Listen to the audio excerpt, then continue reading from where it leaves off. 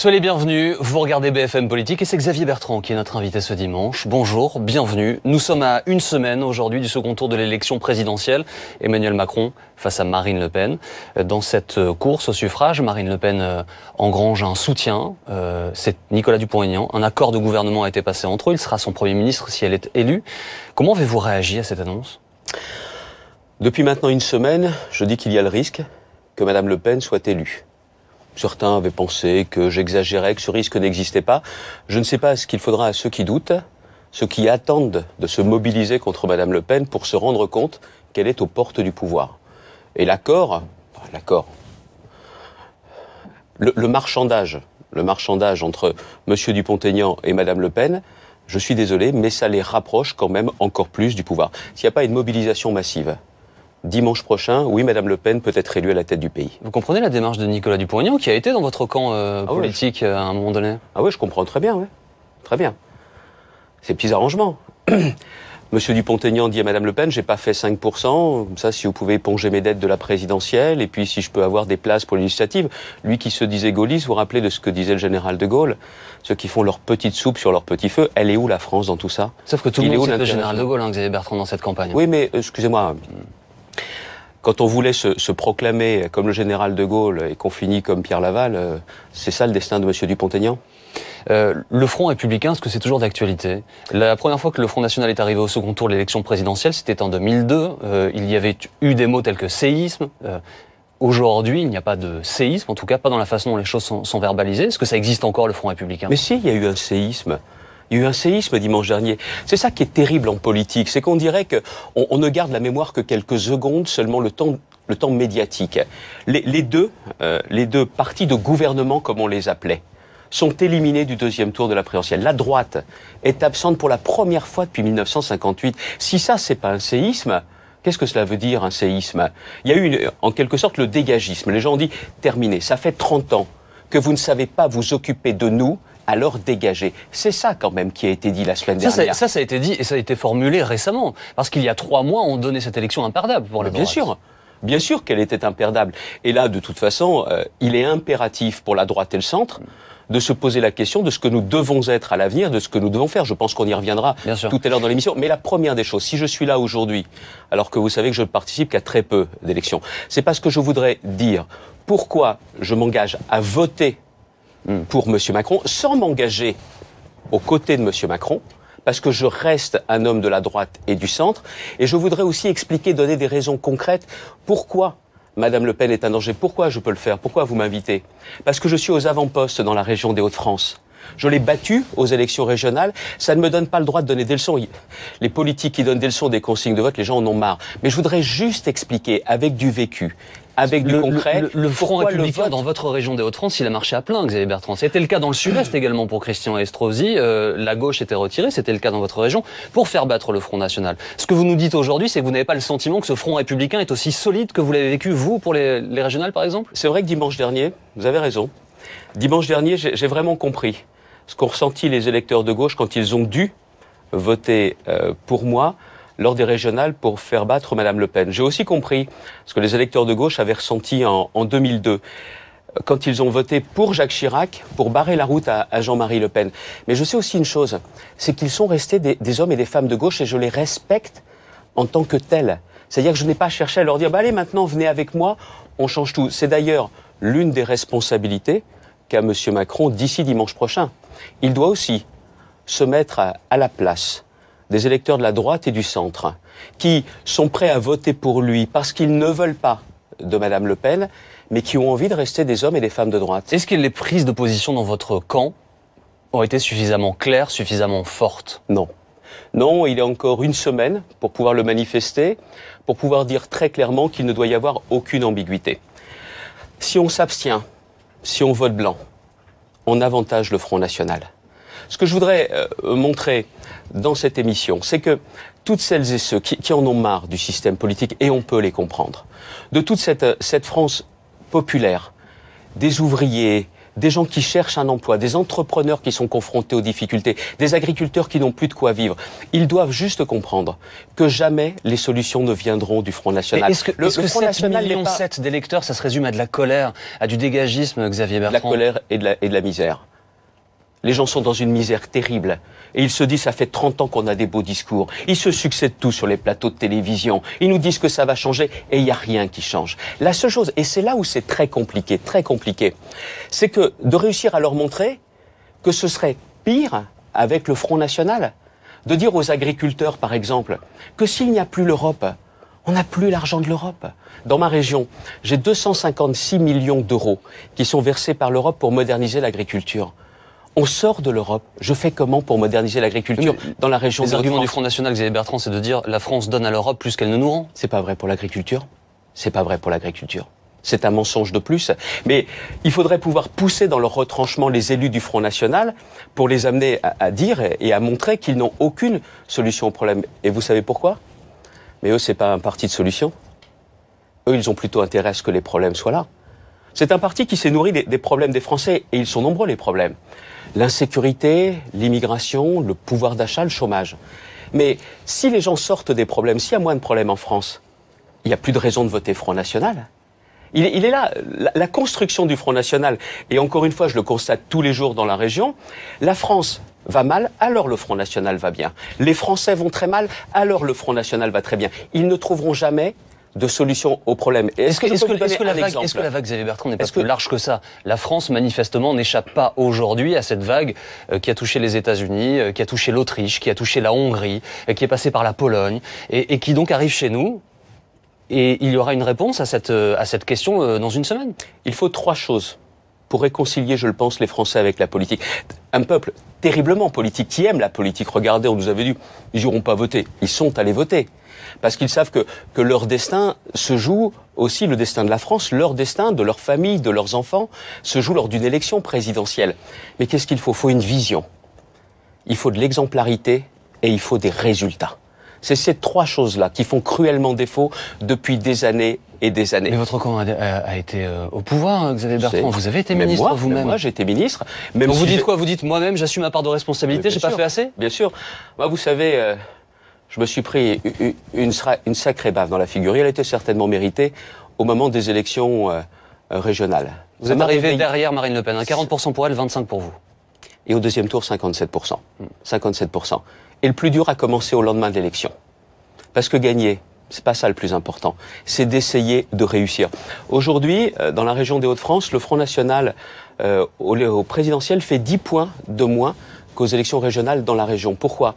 Parce que j'ai eu conscience que le plus dur commençait derrière, que j'ai essayé de prendre en compte l'intérêt général, l'intérêt régional, et d'agir avec du respect, mais en recherchant l'efficacité au maximum, et en n'oubliant rien de mes promesses. Rien du tout. Vous avez entendu les arguments des élus Front National qui disent « Regardez les villes que nous gérons, il n'y a aucune difficulté, les administrés sont heureux et tout se passe bien ». On prend des exemples. À Villers-Cotterêts, dans l'Aisne, l'une des premières décisions, ça a été de supprimer la gratuité de la cantine pour les familles modestes, les familles populaires. Est-ce que beaucoup de gens en parlent? Non, parce que bien souvent, l'opposition est muselée. La presse n'a pas accès aux informations. À Hénin-Beaumont, c'est le Secours populaire qui s'est trouvé privé de beaucoup de moyens d'action. Ce qui montre aussi une chose, c'est que bien souvent, les plus modestes se disent « nous, on n'a plus rien à perdre ». Si, avec le Front National, ils ont beaucoup plus à y perdre. Et ceux qui travaillent, comme les retraités, n'ont rien à gagner avec le Front National, ils ont à y perdre. Prenez l'exemple de retraités qui, si on sortait de l'euro, les économistes disent 20 à 30% de baisse de la monnaie, de la nouvelle monnaie. Prenez juste ce qui s'est passé en Grande-Bretagne. Le Brexit n'est pas encore concret, que déjà il y a eu une baisse de 18% de la valeur de la monnaie. Ça veut dire quoi? Ça veut dire que sur une retraite de 1000 euros, quand on a 1000 euros de retraite, ça fait 180 € de moins par mois. Voilà ce que ça donnerait. Vous avez vu les arguments de Marine Le Pen avec le rapprochement de Nicolas Dupont-Aignan. Ces accords qui ont été passés, il y a 2 éléments, par exemple, qui étaient peut-être des répulsifs pour certains électeurs, de dire justement l'euro, En fait, on va conserver l'euro pour les grandes entreprises, pour qu'elles puissent commercer avec l'extérieur. Autre argument, Marine Le Pen voulait un délai de carence pour les enfants étrangers afin qu'ils paient l'école. Délai de carence supprimé, les enfants étrangers n'auront pas à payer l'école. Il y a donc des adaptations dans le discours du Front National dans cet entre-deux tours. C'est votre partenaire? Oui. Je pense que l'euro est mort. Voilà ce qu'elle dit. Moi non. Parce que l'euro, c'est pas l'argent des banques. C'est pas l'argent de la finance. C'est l'argent des gens. Ce qu'ils ont sur leur compte et ce qu'ils ont dans leur porte-monnaie. Et si justement il n'y a plus l'euro et que vous le remplacez, les gens auront moins dans leur porte-monnaie. Voilà la réalité. Elle est toujours à faire des discours, mais vous savez ce qui est en train de se passer. C'est comme si vous aviez un supermarché qui se dit, voilà, j'ai un produit qui est pas tellement apprécié, je vais le retirer et on verra après ce que je fais. Rien n'est clair. Sinon leur volonté de sortir de l'Europe, de tourner le dos de l'Europe. Moi, vous savez, je suis un Européen exigeant. Exigeant, j'ai voté non à Maastricht en 92. Je pensais qu'on allait trop vite, qu'on mettait la charrue avant les bœufs. Mais je sais aussi que 66 millions de Français tout seuls, on ne peut pas réussir. Face aux Russes, aux Indiens, aux Chinois, aux Américains, il nous faut l'Europe. Ce qui marche en Europe, on le garde. Ce qui ne marche pas, on le réforme. Mais vous avez entendu Marine Le Pen, Xavier Bertrand, mardi sur TF1, je la cite, « Je suis pro-européenne ». Elle l'explique être contre l'Union européenne, mais être pour une Europe forte, une Europe des nations. Ce sont ses mots. Ah si, ils sont tous pour l'Europe, pour leur fin de mois au Front National. Non mais excusez-moi de le dire, parce que ce parti qui nous dit, comme Monsieur Dupont-Aignan, on n'est pas un parti comme les autres. Oui, c'est vrai, c'est vrai. Ils sont pires que les autres, bien pires que les autres. Mais sur la question même européenne, qu'est-ce qu'elle a fait pour lutter contre la directive travailleurs détachés? Moi, je vous le dis aujourd'hui, quand vous êtes en France, le problème est très simple, ça doit être salaire français, charge française, contrainte française. Voilà dans quel sens il faut réformer. Elle n'a jamais rien fait au niveau européen. Jamais rien fait au niveau européen. Il faut savoir aussi une chose, excusez-moi, ce sont des exemples précis. Le 16 février dernier, au Parlement européen, il y avait un débat important pour enfin réformer Schengen. Elle n'était pas là, Madame Le Pen. Vous savez pourquoi? C'est parce qu'à chaque fois qu'il y a des solutions, ça ne l'arrange pas, les solutions. Les problèmes, ça l'arrange. Le moteur, le carburant du Front National, ce sont les problèmes. Il y aurait plus de problèmes, il n'y a plus de Front National. C'est ça que les Français doivent bien comprendre. Ils sont en colère et on doit les entendre et les comprendre. Mais il faut aussi pouvoir leur montrer que c'est les solutions qui peuvent les sortir de ça. Est-ce que vous parlez avec Emmanuel Macron? Non. Est-ce que vous avez envie de parler avec lui? Non. Vous n'avez pas envie de participer à un potentiel gouvernement et de travailler avec lui? Non. Parce que je suis un homme de droite et du centre. Et que j'entends bien le rester. Vous vous permettrez quoi alors? Vous me dites à l'instant, je me permettrai... d'adresser un message à M. Macron. Il doit entendre le message de cette France populaire. Il doit entendre le message de cette France pour qui l'emploi est important pour le garder, pour en trouver un. Mais il doit aussi entendre un autre message. Ce message de ces Français qui travaillent et qui n'en peuvent plus. Un pays dans lequel, quand vous travaillez, vous n'arrivez pas à vous en sortir. C'est un pays qui va pas bien. Un pays dans lequel vous avez... travaillez toute votre vie, vous avez moins de 1 000 € par mois pour vivre jusqu'à la fin de vos jours. C'est un pays qui va pas bien. Et excusez-moi, je suis pas un représentant de Monsieur Mélenchon. C'est un gars de droite qui vous dit cela. Parce que je crois qu'il faut une droite populaire et sociale. Mais ce message-là, Monsieur Macron doit bien entendre qu'il y a une France qui a des difficultés, qui a envie de s'en sortir. Et que cette France-là, il faut lui parler. Il ne faut pas seulement donner le sentiment que la France qui va bien, des grandes métropoles, elle a été entendue. Et ce message-là, il faut absolument le prendre en compte parce que c'est le point de fragilité de la France. Il y a des injustices en France. Une famille monoparentale, comment elle s'en sort aujourd'hui? Et je vous dis cela parce que je ne me contente pas d'en parler. Dans la région des Hauts-de-France, on a décidé d'aider ceux qui travaillent, qui sont souvent en milieu rural, qui prennent leur voiture pour aller travailler. 19 000 personnes bénéficient de cette aide au transport de 20 € par mois. Tiens, certains m'ont dit 20 € par mois, c'est ridicule. Quand il y a 11 millions de Français qui sont à moins de 10 € par mois, ben je le dis, je l'assume, il faut être concret et il faut protéger le pouvoir d'achat de nos concitoyens. Et ce message-là, il doit l'entendre clairement, Monsieur Macron. Vous me dites, je suis un homme de droite, les législatives peuvent changer beaucoup de choses dans votre camp. C'est quoi l'avenir des Républicains, en fait?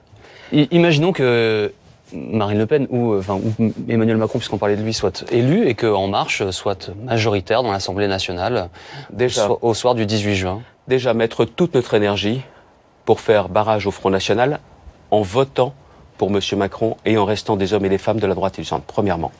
Deuxièmement, avoir un nouveau projet législatif où ce que je suis en train de vous dire soit vraiment au rendez-vous. Il faut de l'autorité, de la sécurité. Il faut lutter contre l'islamisme, lutter contre le terrorisme, plus fort que ce qui a été fait ces 5 dernières années. Plus fort.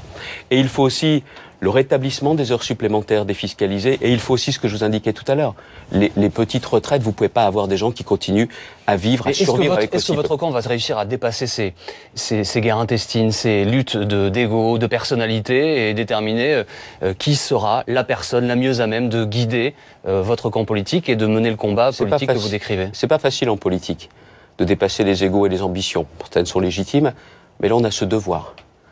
On a l'obligation de se serrer les coudes et de remporter ces élections législatives. Parce que je pense que s'il vaut mieux M. Macron que Mme Le Pen, il vaut mieux le projet de la droite et du centre que le projet de M. Macron. Vous voyez, vous, Clermont, qui incarne ça chez vous, aujourd'hui? Il y a un collectif, il y a des gens qui veulent s'engager. Qu'est-ce que vous voulez me faire dire? Que François moi, je ne veux Baroin rien me faire dire, je pose une question pour savoir qui incarne ce que vous décrivez. La question de savoir au 5e tour qui sera le Premier ministre, c'est pas mon sujet. Moi, ma question, au 2e tour de la présidentielle, est-ce qu'on est dans une France dirigée par M. Macron ou par Mme Le Pen? Je ne veux pas de Mme Le Pen à la tête de l'État. Un dernier mot avant de passer la parole à Jeannie Calamy. Vous avez vu Jean-Louis Borloo qui dit vouloir aider Emmanuel Macron? Je suis pas surpris. C'est une bonne idée? Je suis pas surpris. Voici Jeannie Calamy, les questions du Parisien.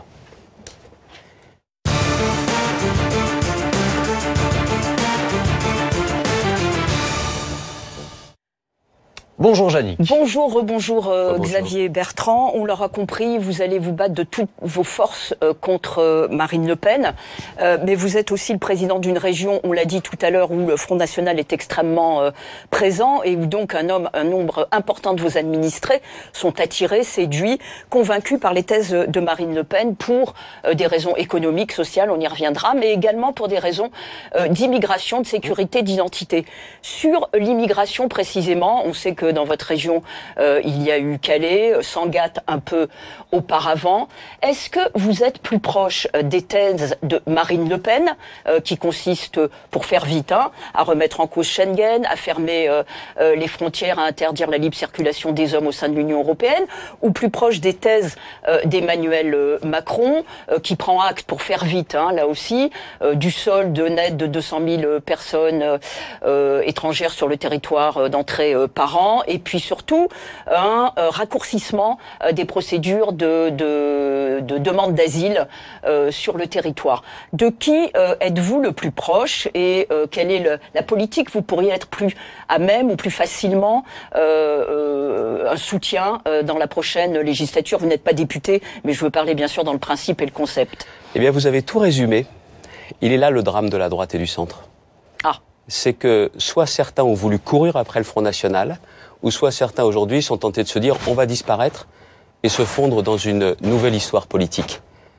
Il faut qu'on redevienne nous-mêmes et que la droite et le centre occupent à nouveau un rôle central, sans se poser la question de savoir ce que dit le Front National qui nous conduirait dans le mur, ou sans chercher à faire les yeux doux ou à répondre à des sollicitations des autres. Si on n'a pas de raison d'exister par nous-mêmes, si on pense rien, alors dans ces cas-là, on pourrait disparaître. Mais sur le fond... Je vais vous donner un exemple. Eh bien, il y a ce que j'ai, avec Natacha Bouchard, obtenu à Calais, en 3 parties. La première sur Calais. Quand j'ai été élu, j'ai dit, je sais que c'est pas dans les attributions d'un président de région, nous obtiendrons le démantèlement de la jungle à Calais.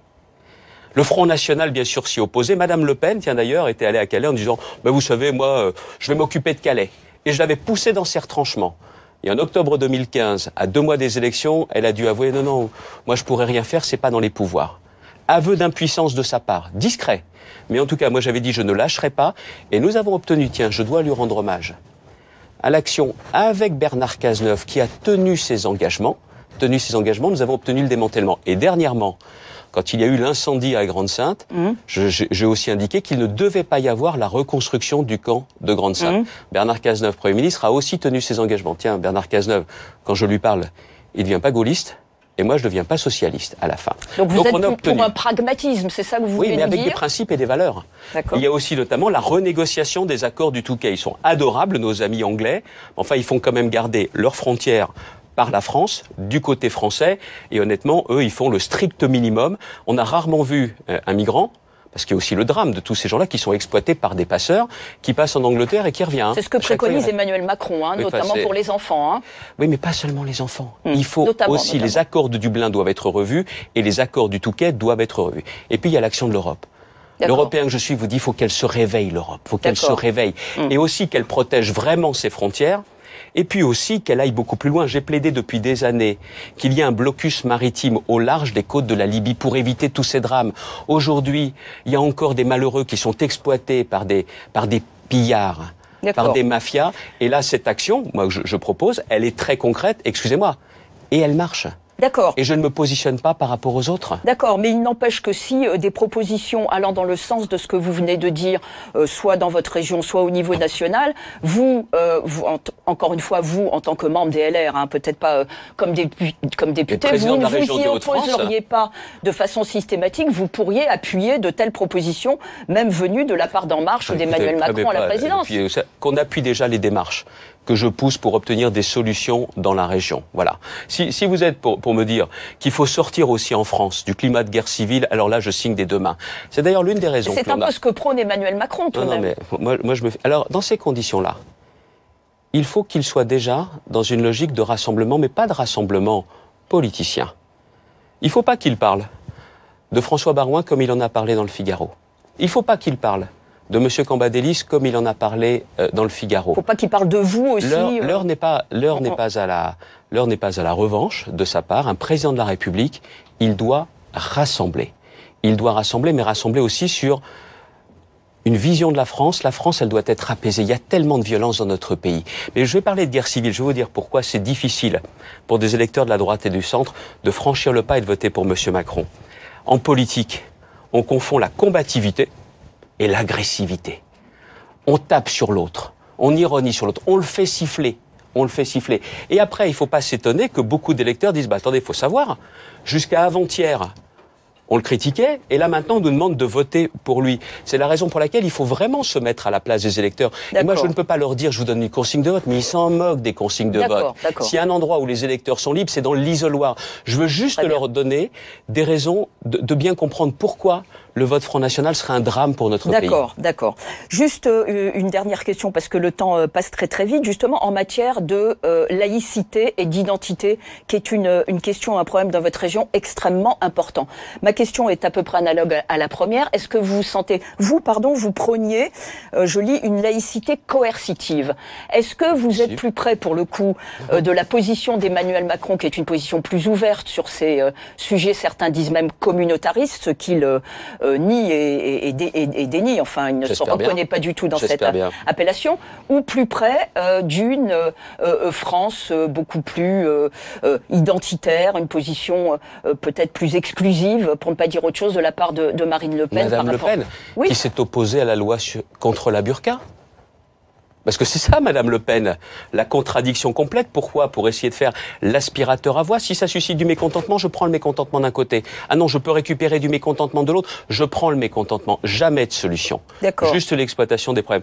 Ce que j'attends, du prochain président de la République, si demain j'ai un prêcheur, un prédicateur qui vient dans ma région pour tenir une conférence, il appellera ça comme il voudra, contraire à l'esprit républicain, contre les valeurs de République, contraire à l'égalité homme-femme, comme j'ai pu le faire avec le frère de M. Ramadan. Parce que Tariq Ramadan lui fait très attention à ce qu'il dit. Très attention à ce qu'il dit. Mais son frère, c'était des prêches anti-France, anti-français, anti-femmes. J'ai demandé l'interdiction de 2 conférences dans ma région. J'ai obtenu cette interdiction. J'ai eu des menaces, j'ai eu des critiques sur les réseaux sociaux. Il n'empêche, si on ne veut pas que les Français baissent la tête, c'est aux responsables politiques de se tenir droit et d'obtenir, à chaque fois qu'il y a des attaques contre la laïcité, qu'on combatte ces attaques contre la laïcité. J'attends du prochain président qu'il soutienne dans ces initiatives-là et qu'il ne fasse preuve d'aucune naïveté. C'est pour ça d'ailleurs que je pense. Mais est-ce que vous pensez qu'Emmanuel Macron fait preuve de naïveté justement dans ce domaine? Je pense que le projet de la droite et du centre est beaucoup plus clair pour maintenir cette laïcité qui protège chacun. Merci beaucoup, Yannick. Xavier Bertrand reste avec nous dans un instant. Edwige Chevrillon nous rejoint pour les questions économiques. À tout de suite. Emmanuel